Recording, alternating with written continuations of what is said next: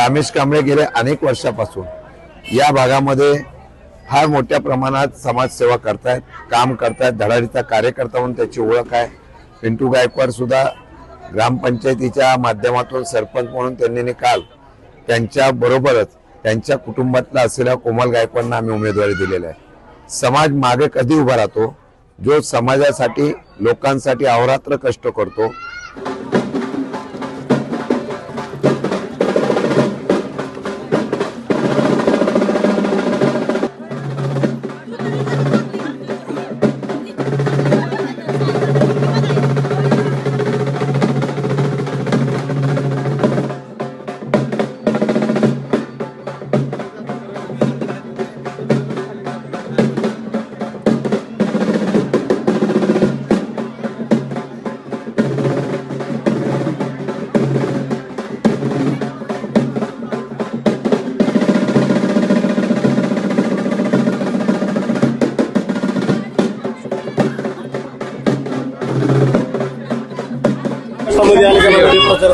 काय सांगाल, कसं वातावरण आहे आपल्याला? आज राष्ट्रवादी काँग्रेस पक्ष यांच्या वतीने खेड जिल्हा परिषद गट आणि गणामध्ये आमचे सहकारी समाजसेवक कामेश कांबळे आणि कोमल गायकवाड या उमेदवार म्हणून उभे आहेत।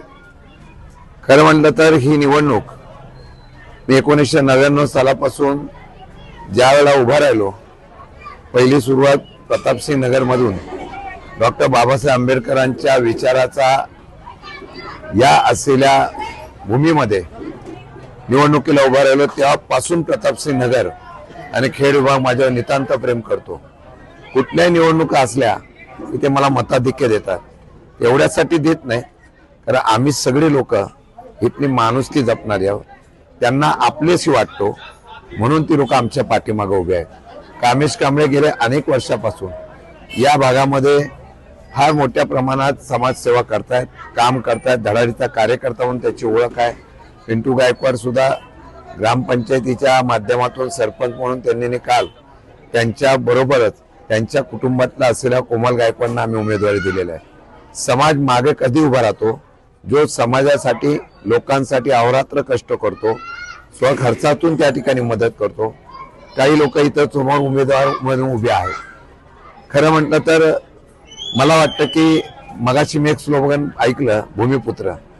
आपल्यातला माणूस हा आपलाच असतो, बाहेरून आलेला माणूस फक्त कॉन्ट्रॅक्टर असतो, त्याला फक्त स्वतःचं मोठेपण जपण्याचा या ठिकाणी प्रयत्न करत असतो।